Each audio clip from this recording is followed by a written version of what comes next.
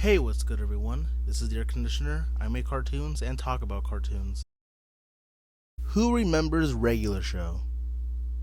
Bro, if you haven't watched Regular Show, you should watch it right now. It's the best show! Regular Show first aired on Cartoon Network back in like 2010 or 11, whatever. It was in the 2010s, and it was one of the most popular Cartoon Network shows of all time, and it still is to this day. I mean, what's not to like? The characters, the story, the writing, it's so good. You know, I don't have to explain. But I would say it did have that, it had that edge that Cartoon Network was missing at the time. Like, it did feel like it was for an older audience, similar to, like, Adult Swim. Which does make sense, because it was intended for Adult Swim, but then they changed it to Cartoon Network, like, for kids, you know? It had everything. Toys, flash games, toys, and it also had comic books. Yeah, you probably didn't know that Regular Show had comic books. Well, yeah, apparently a lot of other shows did as well, like Adventure Time, Uncle Grandpa, and many more. So, since I'm kind of bored right now and I have all these comics, we are going to look at some of them. Right now. Yeah, like right now. This is my entire Regular Show comic collection. Let's begin with the very first issue. So another reason why I wanted to do this video is because not a lot of people talk about the comics that much on YouTube. So why not? I thought I'd be one of the first to do it. And also I got a new tripod. So without further ado, let's begin. The story begins with a concert, basically. A very boring concert, in fact. In fact, Mordecai and Rigby wish there was something more exciting. And then Muscle Man and High Five Ghost, then they decided to have a mosh pit, you know, just to get the crowd going. But of course, it ends up being bad, and then a lot of stuff escalates like super quickly. So much so that a portal opens in the ground. What's that? The sky, the ground. And of course, Skips has seen this before, and he knows exactly what to do. You know, this story's pretty good actually. Unfortunately, this is where it ends because it's like a two-parter, I think, which is cool. You know, it does make you want to buy like the comics more, so you can like want to read the story and see how it ends. That's how they get you. For this being the very first comic of Regular Show, it's actually pretty good. You know, the characters are in character. It does feel like something that would happen in the Regular Show. My mom! He said it! He said it! And of course, they can't have Regular Show without Thomas, the GOAT, literally. Sometimes the comics will have a one-off story at the end, and this comic has just that. Okay, so the story begins with Mordecai, Rigby, and Skips at a carnival. They go on this ride called the Face Meter. Bro, I just realized it's called the Face Melter. Bro, what the hell's a Face Meter? But Rigby doesn't want to go on it. Not because he's scared, but because that whenever he goes on the ride, he always has like the worst like face. So you know how when you're on a ride, like a roller coaster, and they take a picture, right? And then your picture looks kind of cringe or kind of funny. But for Rigby, he never gets the best picture face, you know? So he wants to get a good one this time. And of course, Mordecai and Skips, being his best bros, I guess, help him look good for the ride. I always like this art style for the comic because it does fit with the roller coaster vibe, especially because of the bottom where you see like how the ride starts, and then you get an example of like Muscle Man, and I don't know, it's a really nice little detail. I do like that. Let's choose another comic. Let's see. Eeny, meeny, miny.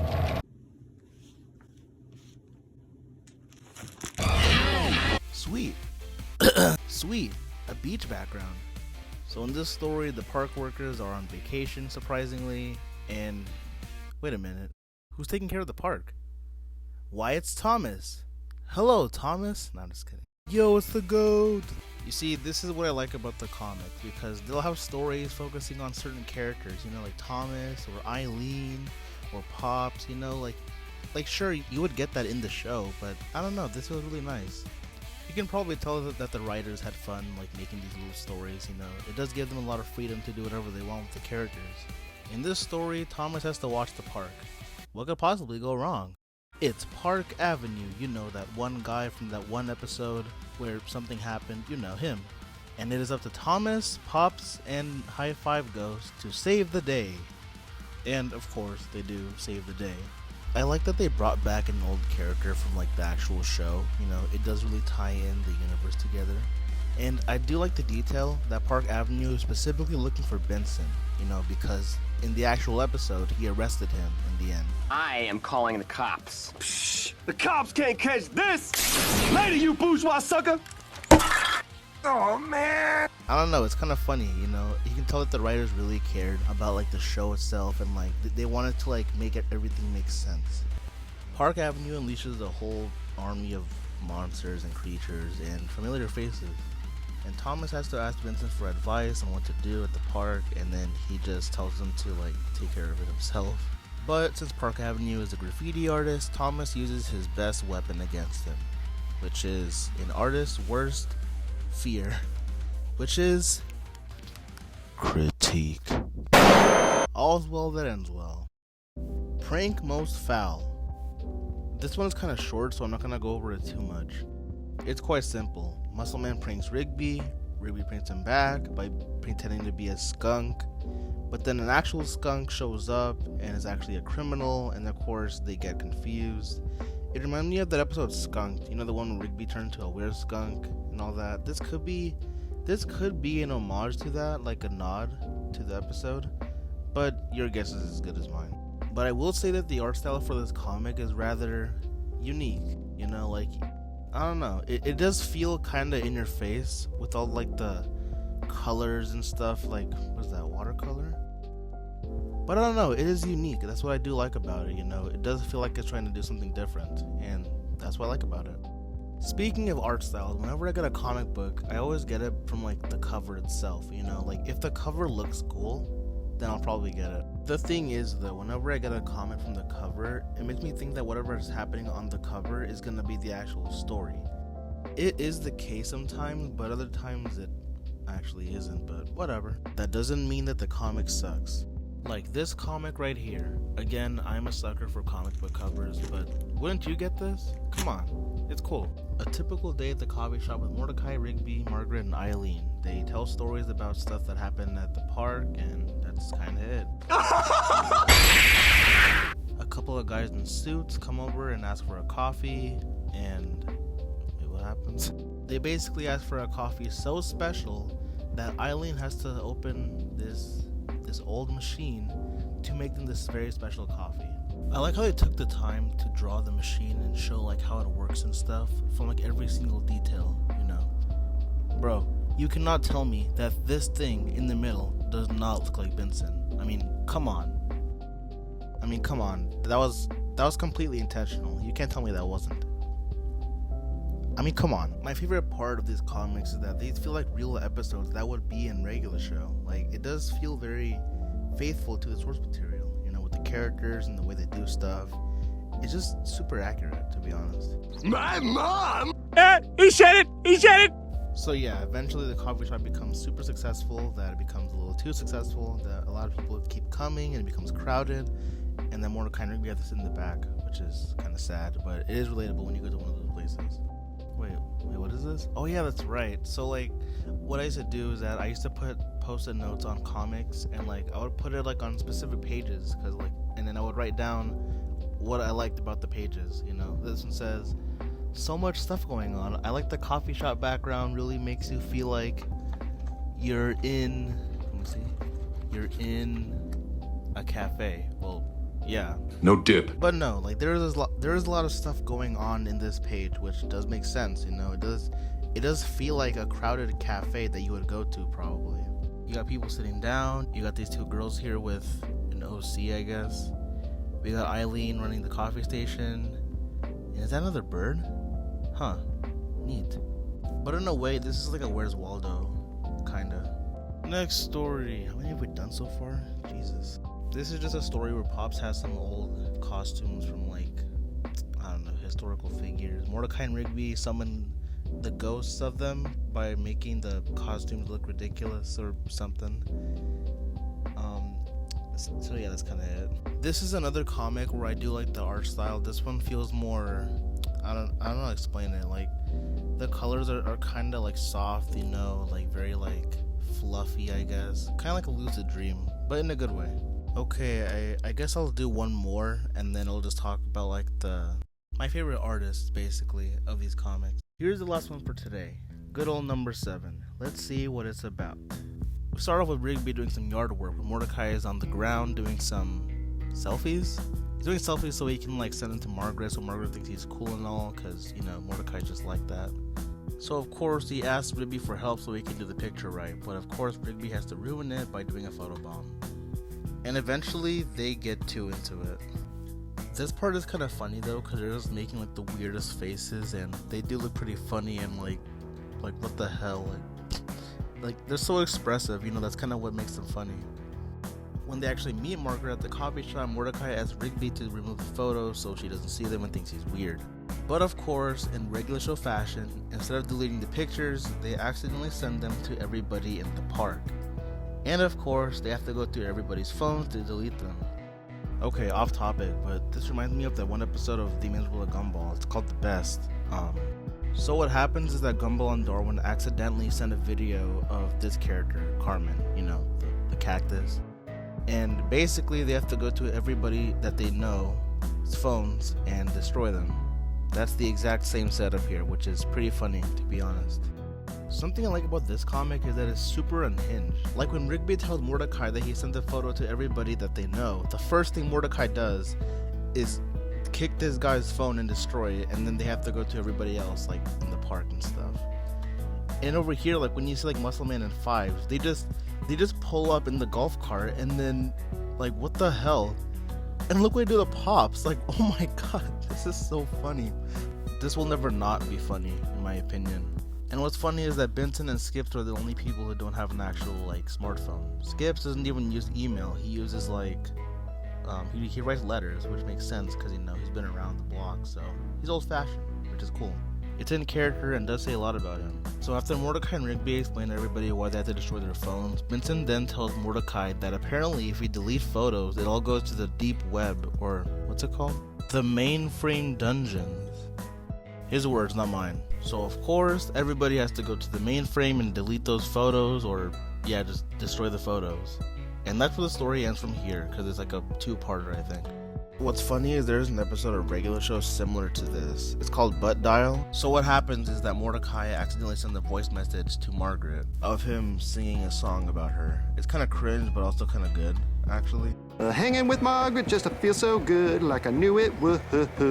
Laughing together and having a blast, and I hope it lasts forever. But of course, he has to do everything in his power so Margaret doesn't hear that message. But instead, Mordecai and Rigby accidentally end up in this dimension of like communication devices. You know, we have like, what do we have here? A campfire, a chalkboard, message in a bottle, tin cans, and we also got an answering machine. That's kind of what this comic is about. Mordecai uses his phone, he accidentally sends a message to Margaret, he has to find it so he can delete it, but instead he goes somewhere else because it's Regular Show. They have to end up in a dimension at the end of the episode, or story. So anyways, let's move on to the next story of this comic, the last one.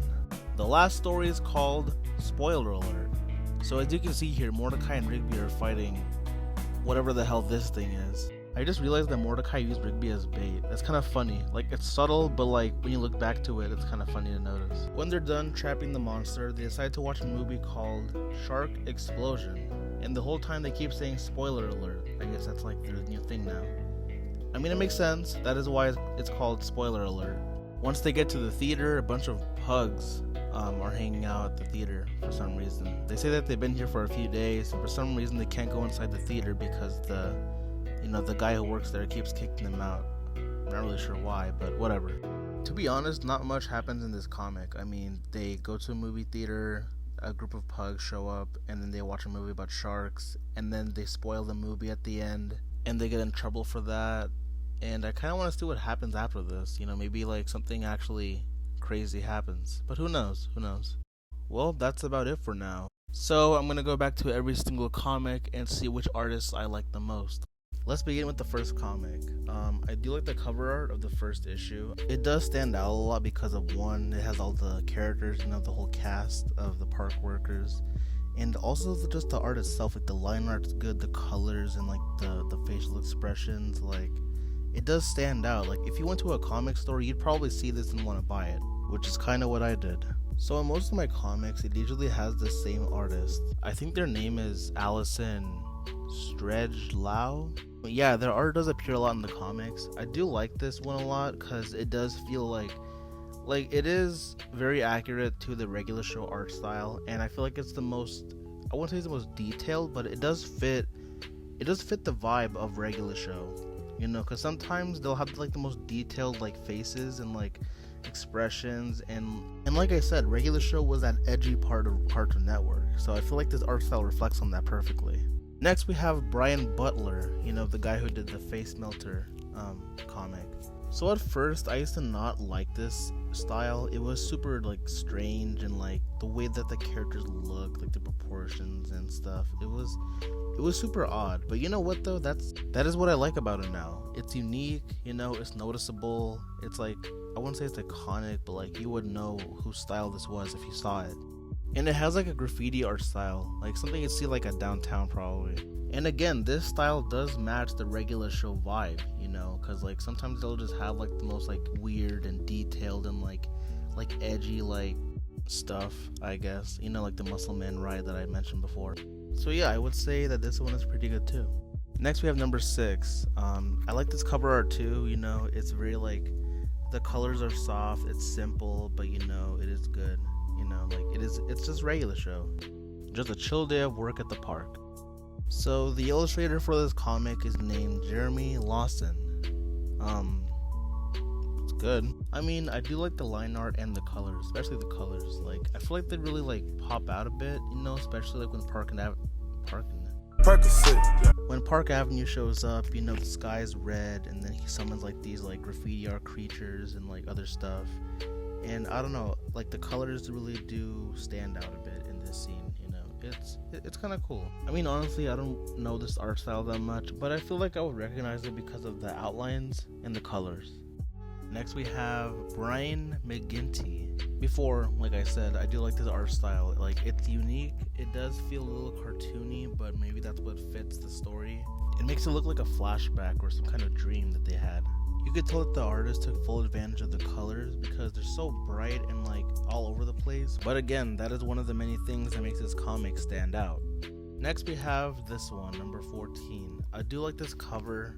I like the pencils they use, like the colors and the way it looks, like super sketchy but in a good way. Like, I don't know what you would call this art style specifically, but it is kind of nice, you know. I like that instead of Mordecai and Rigby, we have Margaret and Eileen here, you know. They're kind of like the gender swap versions of them in a way. And we have other characters such as the baby ducks, the hot dogs, what's his name, Jack and Gary in the background, you know. It's kind of cool. I do like that.